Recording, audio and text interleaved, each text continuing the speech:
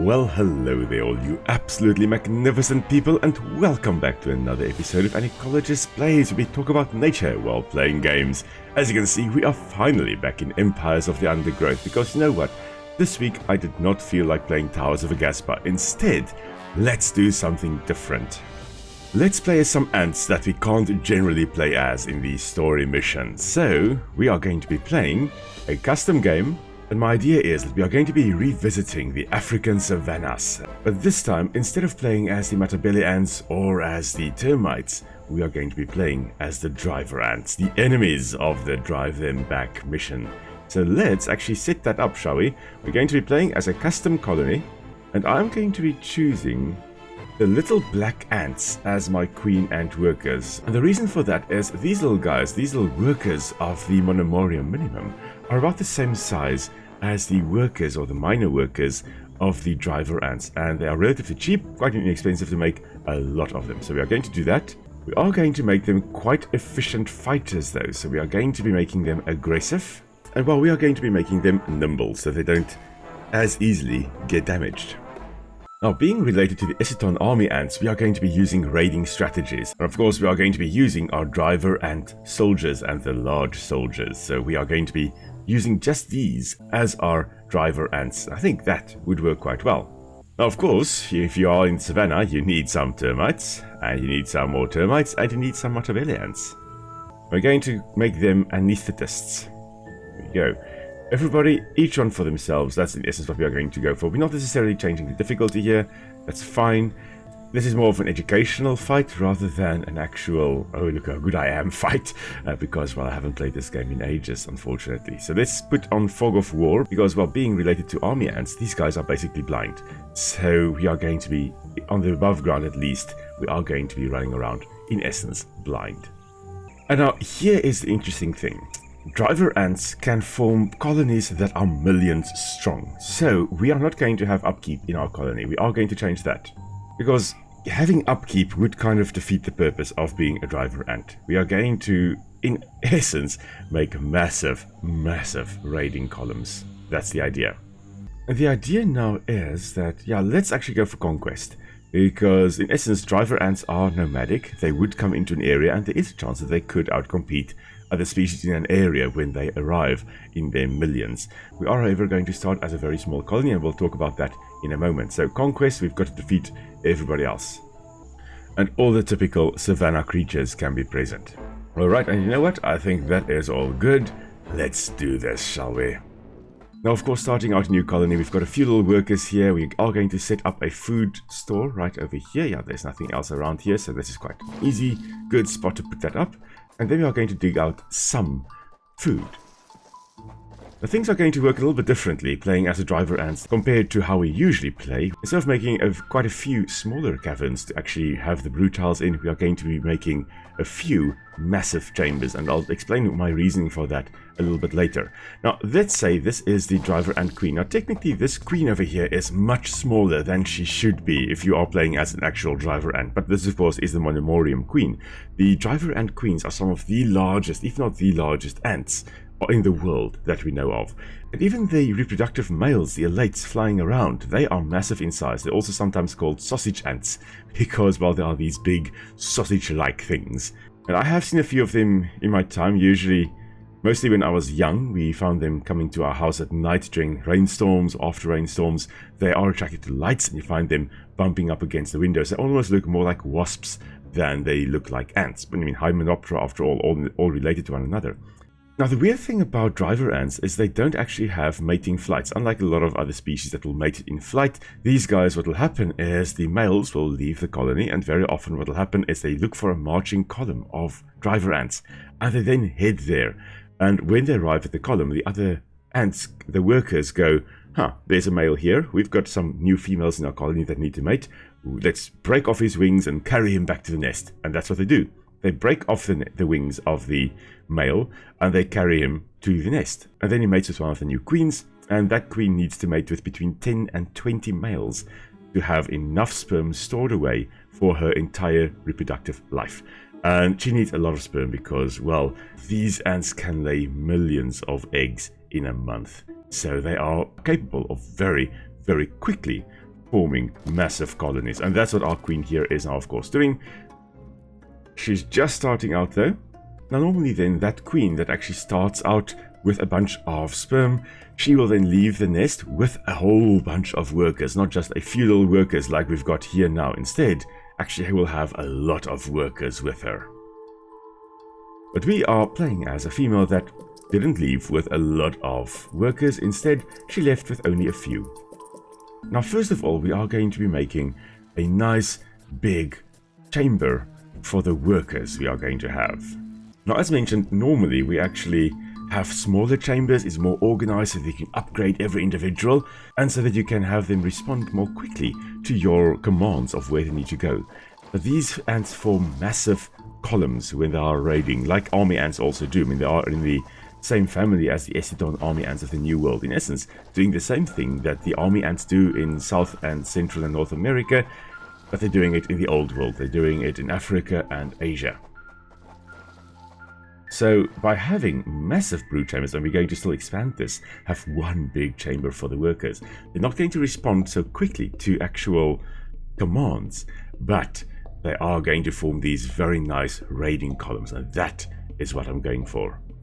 Now, initially, just starting out, we are going to just go look for food right outside the nest, and then as we've got more food stored away, we're going to start having some soldiers, and those soldiers we're going to first form one small little squadron, and that's going to break the whole mold of the whole massive marching column.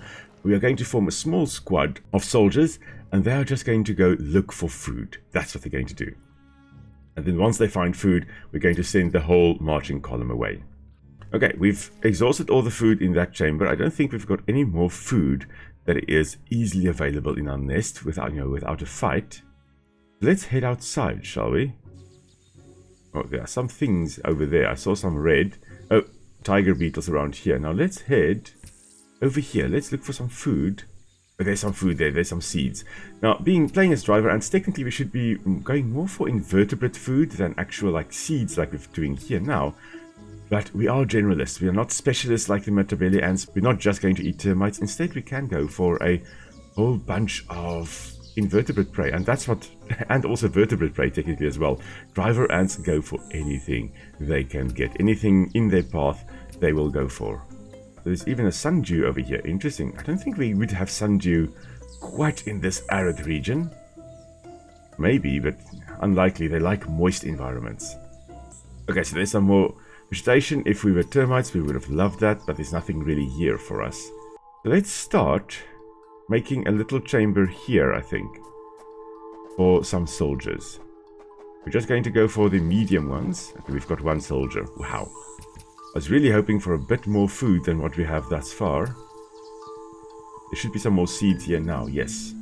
So this is going to be a food source that is predictable but low abundance. It's not going to be a super amazing food source, but we should defend this because it's going to be a relatively constant supply of food for us. Come on, little driver ants. We need more food. Oh, here comes a tiger beetle. Please just ignore my little guys. Thank you. Oh, where are you heading? Where are you heading? You're heading that way. Okay. This is quite scary. You're just starting out and you can't see where everything is and where all the food is that you actually want. Doesn't look like a great spot for us though. I was really hoping we would get a bit more food though. Now, one thing the monomorium ants that we technically have the workers as, what they also would be feeding on would be honeydew. They would be taking aphids. But we are going to set that off because we don't want them doing that. The driver ants don't do that. Driver ants don't herd aphids. They are nomadic and they just kill and eat. And I don't know why we don't have food. Goodness me. Now, I may be doing something stupid and it may be dooming my colony, but I'm going to dig through to this. We have got 3 soldiers. It may be enough, it may not be enough. Let's see, shall we? It's earwigs. Maybe we're able to actually fight them out. Yeah, I think we should be able to fight them. Yeah, this is fine. This is fine. Okay, grab food, everybody. Everybody grab food. Let's make more soldiers. Because, well, our little workers running around here are vulnerable.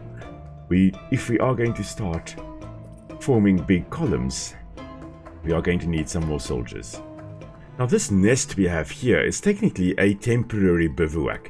Now, unlike the army ants that we have got in the rainforests and in South America, these guys don't form bivouacs or temporary nests with their bodies. Instead, they will form underground nests, but temporary underground nests. And that's what we've got here. Eventually, the driver ants here will vacate this nest and they will head somewhere else. Alright, now our soldiers are a little bit more abundant. I've got less fear running around a little bit more now. A little bit further afield. Let's head a little bit more to this direction. Workers, you guys can come and collect the seeds in the meantime. A little bit more food. There we go. Soldiers under attack by a tiger beetle. There we go. Another tiger beetle and another one dead. Workers, collect food for us, please. Let's walk in this direction and see what we find. You see, again, Eceton army ants and the driver ants, the Dorylus genus here, they are quite blind. They don't see at all. They have really poor eyesight, if they can even see at all. So these guys, in essence, are just walking in a direction. Oh, okay, our food stores are full. Great stuff. Okay, here we go. Our little workers here are going to be annihilated, but there we go. We've got some soldiers around here as well. Okay, and it's dead. But we are literally just walking in random directions and hoping we find food. And that's where the fog of war really is great for us, to make it more accurate. Now you see here we've got aphids, and we're not going to go for them because, well, aphids we wouldn't be using as a food source if we were driver ants. But at the same time, these here are also aphids. But let us say that instead of actually eating the honeydew, when we visit these ones, we are actively eating them. Okay, we are catching them and taking them and eating them back home. Oh, the Matabele ants are at our nest. No!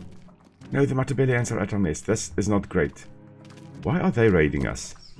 Okay, that happened a little bit sooner than I expected. But they also have left us alone again. So they came into our nest, attacked a bit, and then ran off. Alright, another tiger beetle. It had annihilated our soldiers actually coming back to the nest. Now it's time for payback. Now you know what? This means we are getting ready to declare war against the Matabele ants. Because they clearly are pushing or wanting to push into our territory.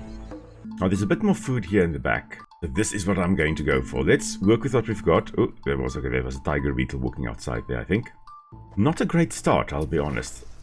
When I actually played this, tested whether it works, I played in that area over there. Much easier than where we currently are. There was lots of food around, lots of seeds that we could start out with.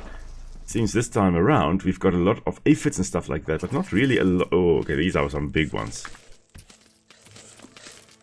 I think we'll be able to handle this. Yeah, this is fine. So of course the earwigs here. There we go, let me just zoom in on them. Oh man. So earwigs, of course, called earwigs, not because, you know, they crawl into your ears, because, well, they don't do that, but because they have got little wings that are folded under here, and you can kind of see the wings actually sticking out here underneath this little harder cover here. And they then unfurl these wings, and these wings, when they are unfurled, kind of resemble human ears. Now, of course, what earwigs also have are these cerci, as we call them, these little pincers in the back. And yes, they may be there to kind of pinch you if you grab them, and may give you a bit of a fright and you leave them alone, you drop them. But these cerci are also incredibly important when it comes to fighting. Males will fight one another using these cerci. Yeah, for these ones here, the pincers, the cerci, are actually quite symmetrical. I mean, that one looks like that one. But they have also found that a lot of earwigs have asymmetrical cerci. So this one may come in a little bit sooner than that one. So it's a little shorter, more bendy one than that one. So not symmetrical. And that's so strange. I mean, usually we think, oh, that's bad for it. I mean, females are not going to like it at all. But it seems like the ones with asymmetrical cerci may be better fighters and may in fact be able to defeat the ones with symmetrical cerci. So it gives me a competitive advantage when it comes to fighting other individuals, which is quite interesting. What we probably also need to do is just put down a few soldiers just to guard the nest. We don't want to die while we are away, so let's put some great ones down here, shall we? Should be able to place down, I think, 2 more. And there we go. Our big soldiers. And now at night we've got earwigs arriving. So we've got a little earwig over here. You know what? We'll probably be able to kill it with our just normal workers. Yeah, that's quite easy. And take it in. Thank you. So now there's a bit more of a food source that we've got. So we can actually perhaps run around a little bit more at night, I think. Yeah, that would make sense that there would be more things. Like the termites also won't be active in the middle of the day. They will be around later in the evenings, for example. I think now we've got a bit more of a fighting force. Let's head on over here, shall we? Let's get most of the food we can now, while we can. There's another little earwig, I think, out here somewhere. There we go. And a whole bunch of seeds we can very quickly gather and bring back to the nest. And here we go, we have opened the chamber. There are lots of termites. We should be able to, or hopefully with the big ones, big soldiers, the majors, we should be able to defeat these ones quite relatively easily. Interesting, the termites here don't give us a lot of food. Technically they would, because, you know, driver ants would love eating termites like these. But of course our queen and our workers are in fact monomorium ants rather than actual driver ants. So they wouldn't get as much nourishment from termites. So we just have to work with that. Now, I think we need more workers. Our worker marching column needs to expand a bit. Right, more seeds, more food for us to gather. Now, technically, yeah, as I've mentioned, we wouldn't be going for seeds, but there is an absence of invertebrate prey for us to actually feed on. So let's say that the driver ants here are becoming a little bit more omnivorous due to a shortage of food. Now, I can see here, because we've got more individuals now in our raiding column here, they are taking a little bit longer to respond, to go to an area that we say they should go. And that is exactly what I want. I want these big marching columns with my driver ants. So let's start by placing down some more soldiers, shall we? And let's head on over a little bit more to the southwest here. We haven't really been to this area. Now in this case, this is kind of like a little scouting party actually heading out. And then killing whatever we do encounter, like this Hottentotta, the alligator sawback scorpion. Now this would be a great source of food for our driver ants, and scorpions definitely would be on the menu for driver ants. They would go for literally any vertebrate and invertebrate they can find. Ooh, lots of dead termites in this area. You know what we are going to do is we're actually going to make that our soldiers do not gather any food anymore. They're just here to defend this food source, and we're going to bring all our workers to actually make a nice little marching. And here we go. You see, we're already forming a nice marching column here. All our workers are now going to hopefully come out. There we go. And they're going to come and take the food that is over here and take it back to the nest. Now, this is not really energy efficient. I mean, this is just 2 and 3 little pieces of food here. But it's what the ants would do. They would be killing a whole bunch of invertebrates and vertebrates and taking them back to the nest. Ooh, we are under attack. There is a scorpion, in fact, very close to our nest. Ooh, okay. We were in danger. We were in danger, but we're no longer in danger. Oh, we do have to keep an eye out. You know, I did say that I made some of those soldiers specifically to actually protect the nest, and then I moved them away. Yeah, not very smart. Not very smart. Now that scorpion did go this side and almost certainly will be back. A few moments later. Here we go, here is the scorpion, in fact back again. Oh, just annihilating our little workers here. Shame. Bat, of course, now. And using its pincers, interestingly enough, to actually do a lot of the damage. It does have quite a venomous sting up there.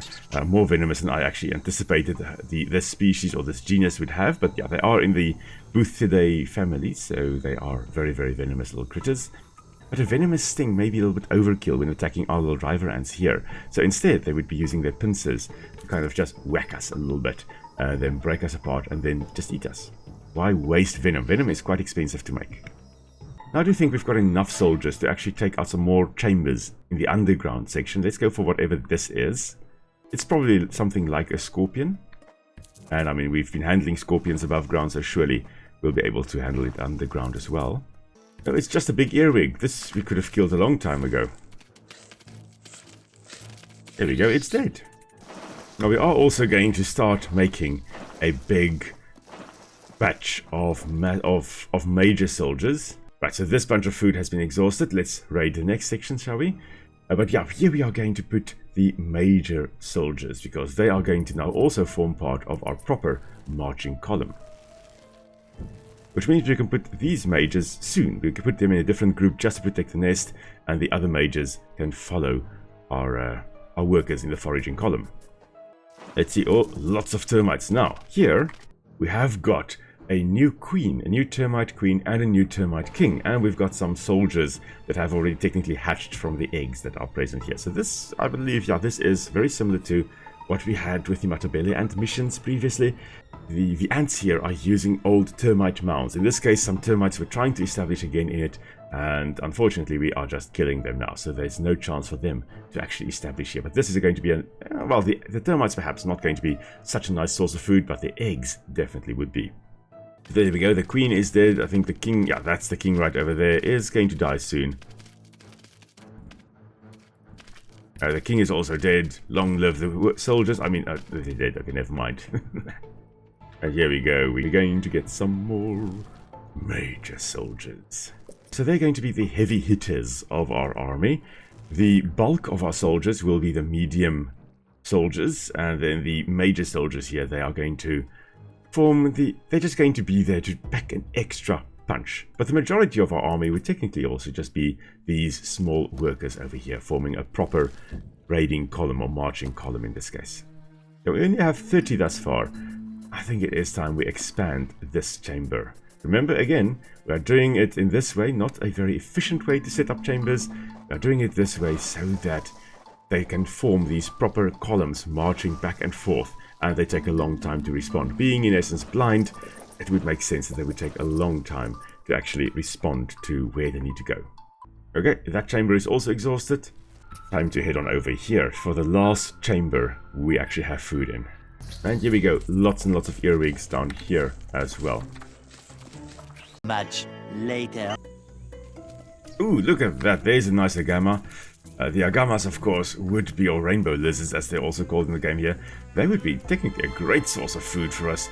The driver ants do go for large things like this as well. Any vertebrate caught in their way is fair game. Rats, mice, anything they can find, and of course lizards. Lizards and then other large invertebrates like the tiger beetles here, scorpions, spiders. Even humans are in danger, but you know, normally we as humans can walk away from this raiding column. They can only walk about 20 meters an hour, so as long as you are able to actually move, you should be able to outrun the driver ant columns. If you are, however, trapped for whatever reason, or you can't move, if you are paralyzed, for example, then you are screwed when the driver ants do come through. Or if you are sleeping and the driver ants enter your home without you knowing. Oh, look at that, the Matabele ants are doing a nice raid against us. We do have, or maybe not against us, maybe they're just coming past us, but we are nonetheless going to attack them, and hopefully, yeah, I think we will do quite well here.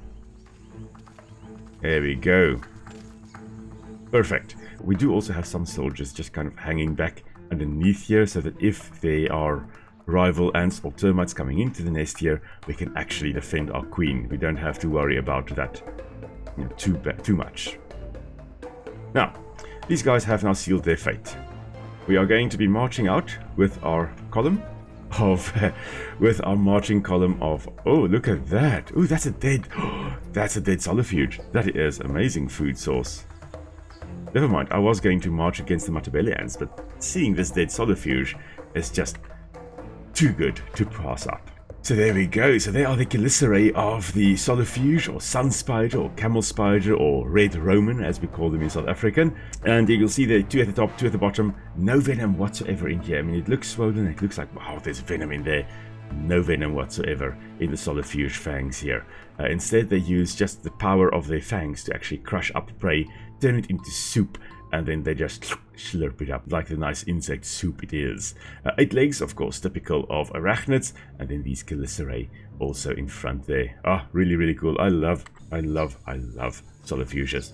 And this dead one here is going to be an amazing source of food for us now.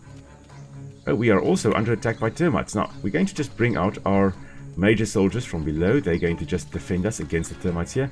This is basically like ordering Uber Eats. I mean, we're just going to get them into the nest. They're just going to go and be food for us. Marvelous. Interesting, that was actually another driver ant. So that was a rival driver ant coming in. Now, normally when driver ant columns meet one another, They don't fight. They tend to just then, okay, go other ways. Their whole system is designed that they can be very nomadic, not very territorial.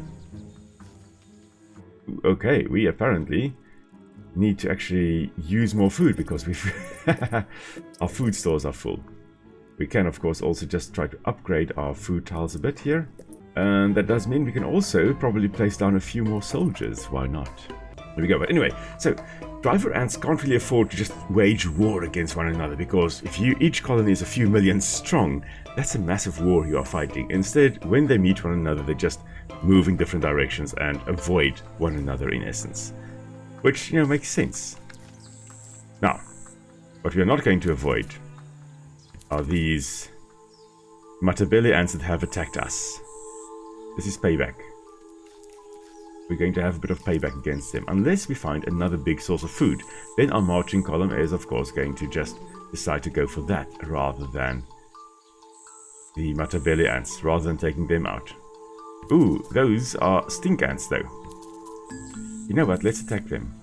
Right, so here we are fighting against the Matabele ants. Oh, and we're not doing too well. Yeah, these guys are strong. These guys are really strong. There's another Agama over here as well.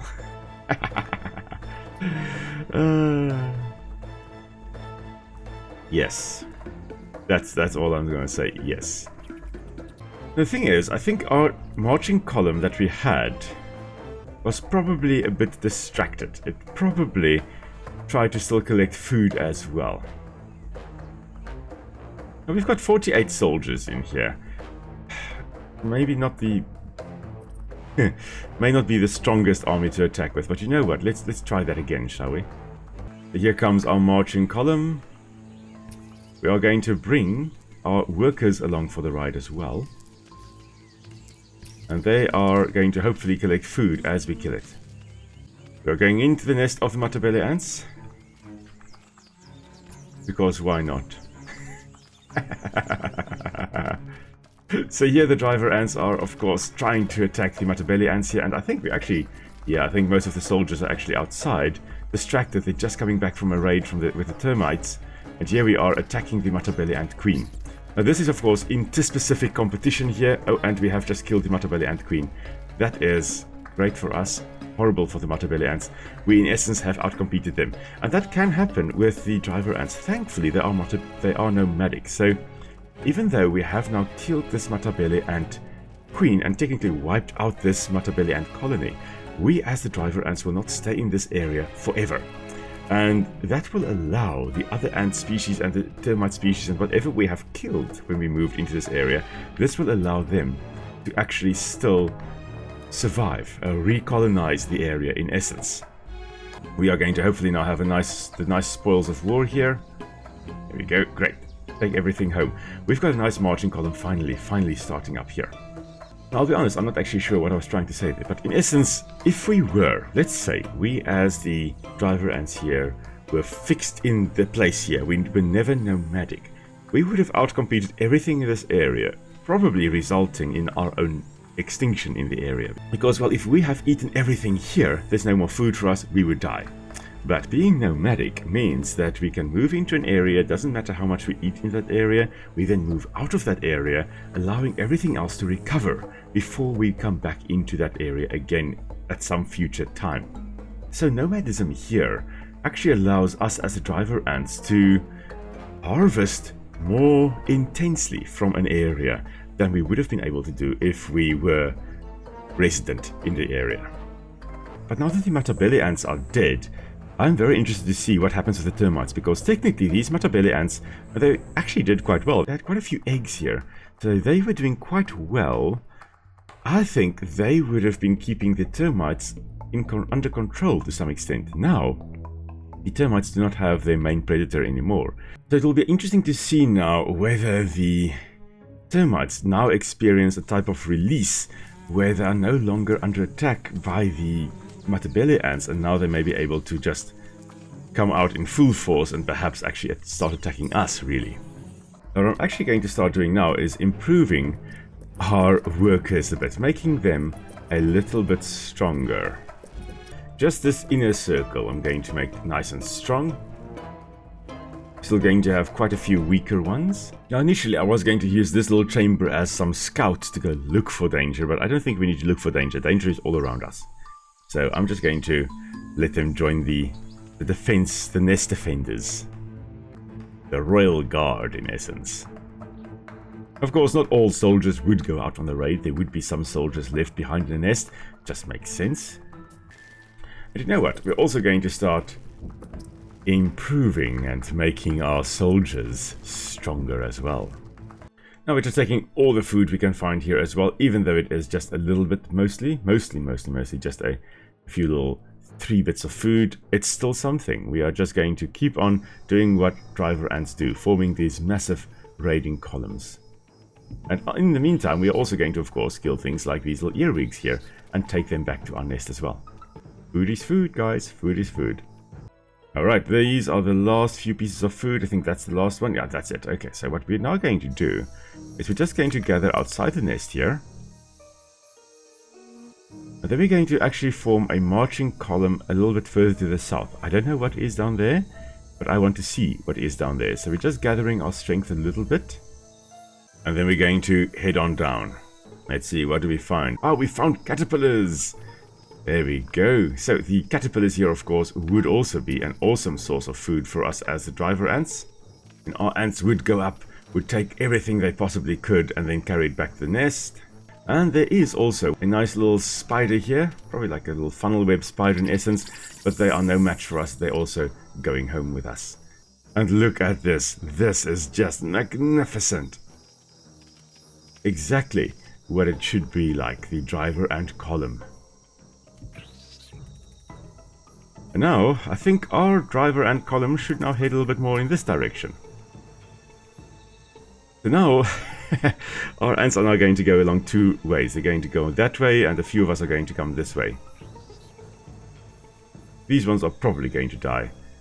These ones will have more safety in numbers. Let's just make so they don't actually...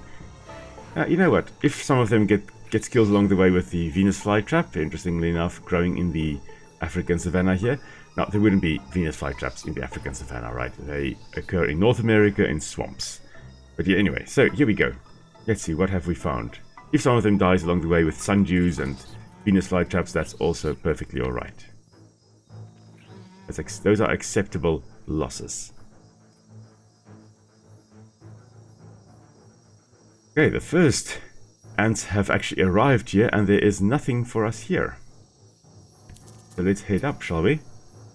Now what would happen is these soldiers of ours here would now find the termites and go, ooh, and bring the news back to the nest, and then the whole marching column would come. But what's actually happening now is this, we're slowly but surely forming a marching column just coming into the termite nest now. Now we're not going to let our soldiers actually collect food, they are just here to fight the termites. Oh, there's a dead mantis here. Oh, shame, these guys have had a massive battle. No wonder they're not doing so well. But here we go into the nest. Oh, marvelous. Okay, so of course here we've got the Macrotermes bellicosus, the harvester termites, and they're fungus farmers. I mean, what's that? That's not the fungus. Yeah, that's the fungus storage chamber. Yes, so they eat plant matter and they partially digest it, and then they poop it out, and then the fungus grows in that, and then they eat the fungus. That's actually their main source of food then. Okay, we've got a few remnants. Okay, no, never mind. We've got no more soldiers. Oh, never mind. Here we go. Here comes the main force. Oh, shame. These termites are doomed now. Doomed, I tell you. Oh, there's a mantis outside our nest as well. Oh dear. Okay, we are bringing back some food, thankfully. I was getting worried there because, well, our food was in very much short supply. What's going in this nest? Oh, shame. Okay, the king is still around. This king here is still alive. He's doing his best to try and defend the female, the queen, but the queen is going to be dead now. There we go. Queen is dead, and the king is dead. Now, the king and queen here could have been alive for up to 20-25 years. They could have been around for a very, very long time, and now we have gone and killed them. But this now opens up this termite mound. A new king and queen termite can now come into this nest and actually start establishing here. Not in the game, but in real life. And they can now have this as their home. It's already got some pre-dug chambers. Perfect for them. Of course, as we are running along here, we are also coming into contact with this termite mound that is up here somewhere. And that is kind of distracting us from our main mission. We've got no more food. Oh no, we've got no more food. And that is kind of a problem. Oh, look at that. Look at that. We've got a nice big mantis fighting as well. Oh goodness. Okay, we need food. Oh, the plants that gave us seeds are gone. That's bad. That's also very bad. Okay, our numbers are growing again. We have got some food coming into the nest, thankfully. Now, technically, before we could go and feed on that colony there, we will need to wipe out this other colony over here first. And with us not having a lot of food, well, that is a bit of a problem. So yeah, we need to clear a path. And we're going to do that just by having a whole lot of our soldiers. There we go, nice raiding column forming. The workers are taking food back to the nest. The soldiers are fighting. We're going to come and take out this colony over here with only 36 food in reserve. That, you know, sounds like a brilliant plan to me. And then look at that, we are also under attack by a scorpion. Of course we are. But it's fine, it is going to be dead in a moment. And there we go. It is now dead. And a mantis. Of course we are under attack by a mantis as well. I chose a horrible time to do this, guys. I chose a horrible time to do a raid against the termites. Let's just bring back the entire marching column. Everyone here is in danger. So let's just wipe out this massive African green mantis. Using its raptorial claws in the front there to, of course, grasp us, but it will not be able to stand against the might of the driver ant colony. That should give us a bit of food. Oh, look at that! Emperor Scorpion! Pandinus Imperator, and it is dead. Okay. Great. Alright, let's go and take on that last termite mound, shall we? Here they are. Here they are. Now, we do have a lot of soldiers, thankfully, so they should be able to do this. We're just going to move our workers, I think, underground, just so they don't hang around here and just get killed. Our soldiers here have made first contact. We are just fighting with the termites outside. Of course, the termites are formidable foes, but we are going to hopefully outnumber them and then just bring them down. They have been suffering a bunch of losses now with us raiding them as well, so hopefully now... There we go. Okay, there are still, well, there are quite a few soldiers still left. They could still rally, but I think our column of driver ants is hopefully just going to be too much for them. Alright, maybe now we bring in our workers. Oh, okay, never mind. There is in fact a massive mantis outside our nest. I was thinking maybe we bring in our workers to actually try and collect the food here, but this should be fine. This could be fine. We've still got a few soldiers left hanging in there. And a few still making their way through here. Oh, I think this is bad. I think this is really bad.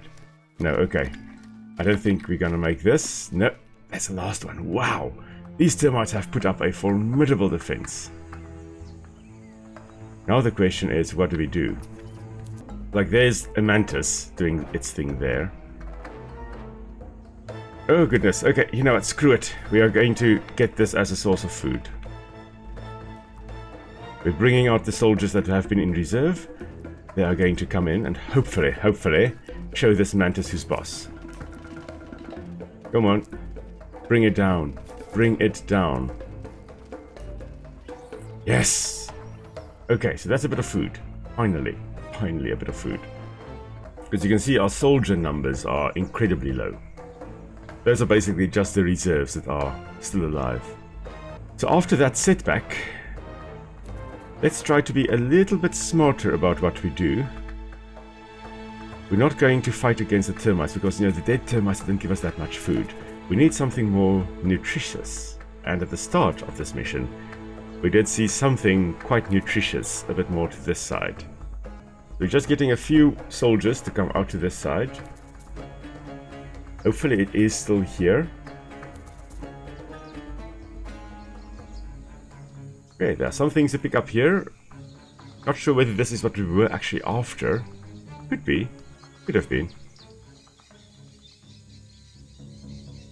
We can probably send our workers over to this side as well. I think the way along here is actually quite safe, except here come the termites. I think the termites are actually on their way to come and try to destroy us. You know what? Everybody back to the nest.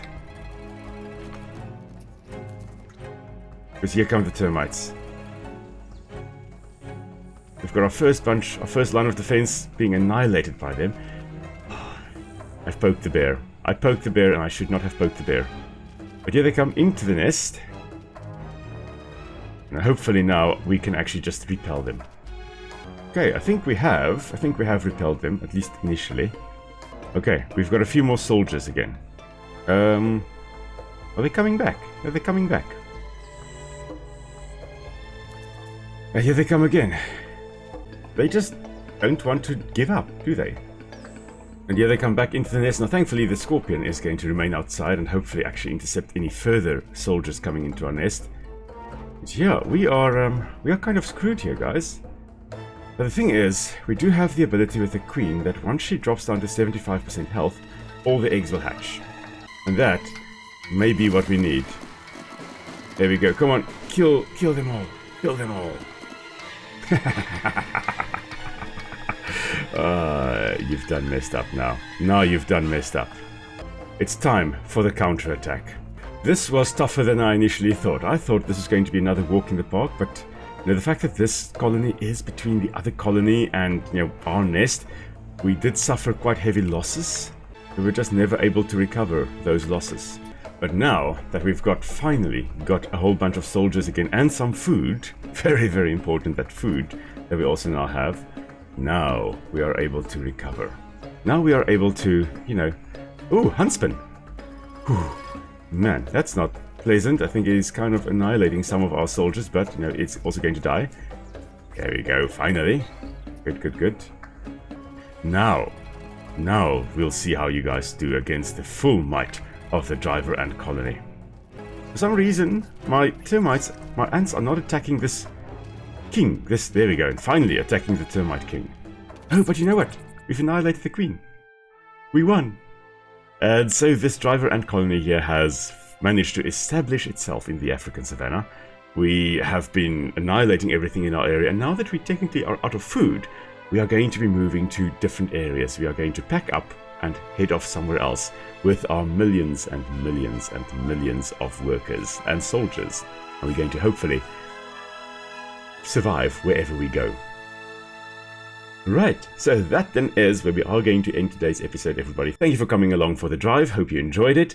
I'll of course be back on Friday when I'll be playing a bit more of Monster Hunter World. Of course, if you've got any suggestions of what custom colony I should perhaps try next, please do let me know. I'll be happy to test out a whole bunch of different things, provided of course it's some kind of semi-realistic scenario in essence. And also, if you enjoyed the video, please do give it a like, and then also if you haven't yet, please do subscribe. Really helps the channel to grow. And always, always great to welcome more people to the Ecology Squad. So until next time, everybody, stay safe. I'll see you all soon. Bye.